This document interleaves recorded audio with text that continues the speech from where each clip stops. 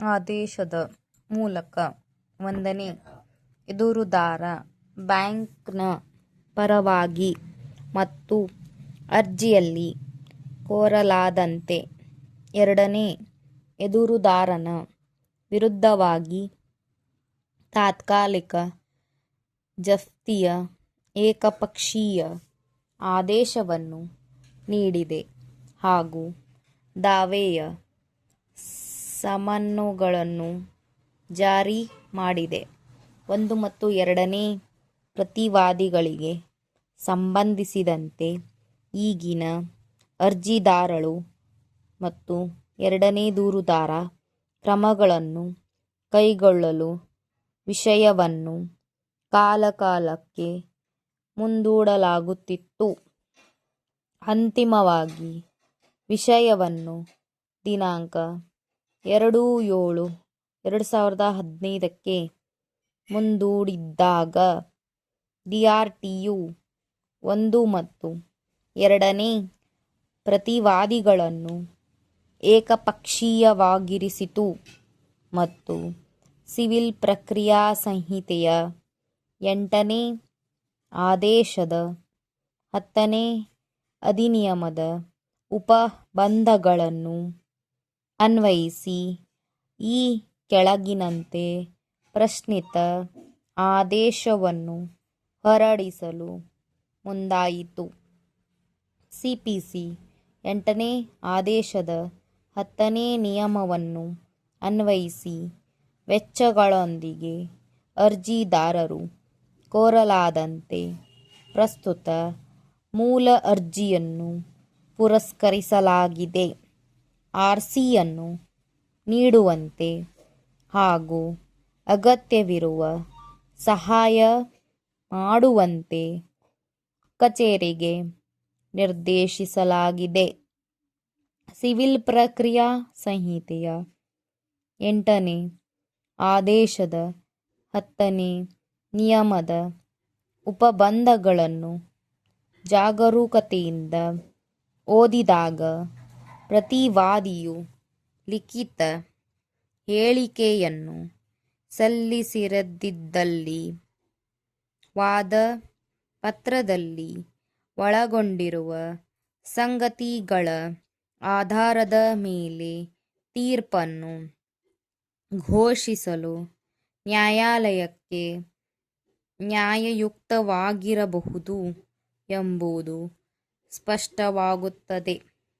ವಾದಿಯು ದಾವೆಯನ್ನು ಡಿಕ್ರಿಗಾಗಿ ಸಲ್ಲಿಸಿದ್ದಾರೆಯೇ ಅಥವಾ ಇಲ್ಲವೇ ಎಂಬ ಬಗ್ಗೆ ತಿಳಿಯಲು ನ್ಯಾಯಾಲಯವು ತನ್ನ ಪ್ರಕಾರ್ಯವನ್ನು ಅಥವಾ ಕರ್ತವ್ಯವನ್ನು ತ್ಯಜಿಸಬೇಕೆಂದು ಇದರ ಅರ್ಥವಲ್ಲ.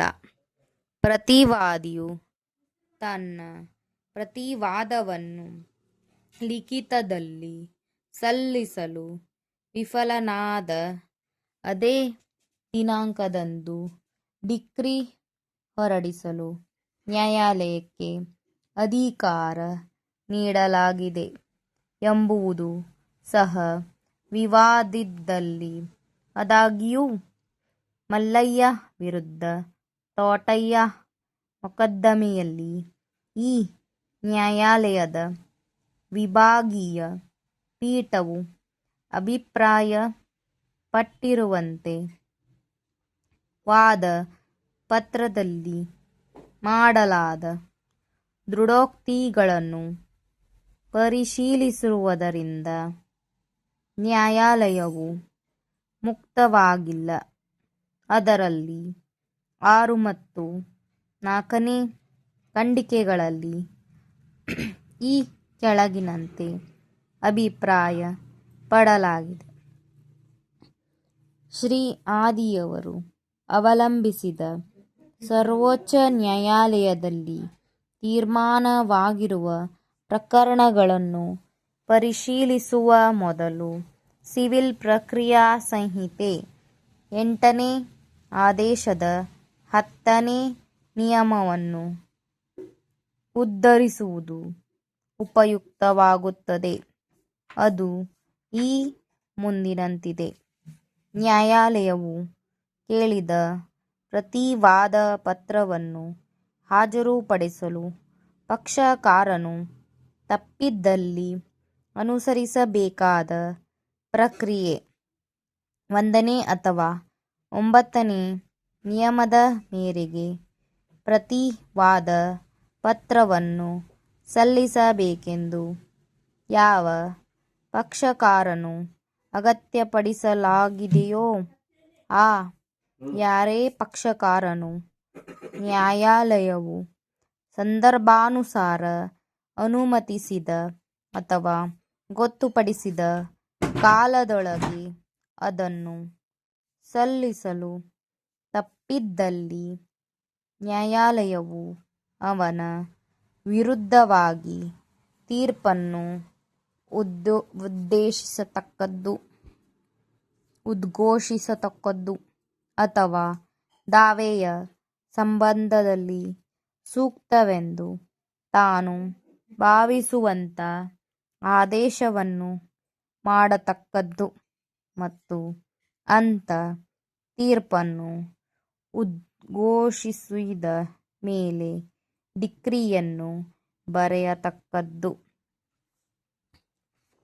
1976ರ ತಿದ್ದುಪಡಿಯ ನಂತರ ಬಳಸಲಾದ ಭಾಷೆಯು ವಿವಾದಗಳ ಇತ್ಯರ್ಥಕ್ಕಾಗಿ ಮಾತ್ರ ಪ್ರತಿ ವಾದಿಗೆ ಯಾವ ದಾವೆಯಲ್ಲಿ ಸಮನ್ಸ್ ನೀಡಲಾಗಿದೆಯೋ ಅಂಥ ದಾವೆಯಲ್ಲಿ ಮತ್ತು ಪ್ರತಿ ವಾದಿಯ ಹಾಜರಿಯ ಅಥವಾ ಪ್ರತಿ ವಾದಿಯ ವಾದದ ಅನುಪಸ್ಥಿತಿಯಲ್ಲಿ ನ್ಯಾಯಾಲಯವು ಹಾಜರಾಗಲು ಸಮನ್ನುಗಳಲ್ಲಿ ಸೂಚಿಸಿದ ಅದೇ ದಿನಾಂಕದಂದು ತೀರ್ಪು ಹೊರಡಿಸಲು ಮುಂದುವರೆಯಲು ಸಾಧ್ಯವಾಗಲಾರದು ಮತ್ತು ಅದನ್ನು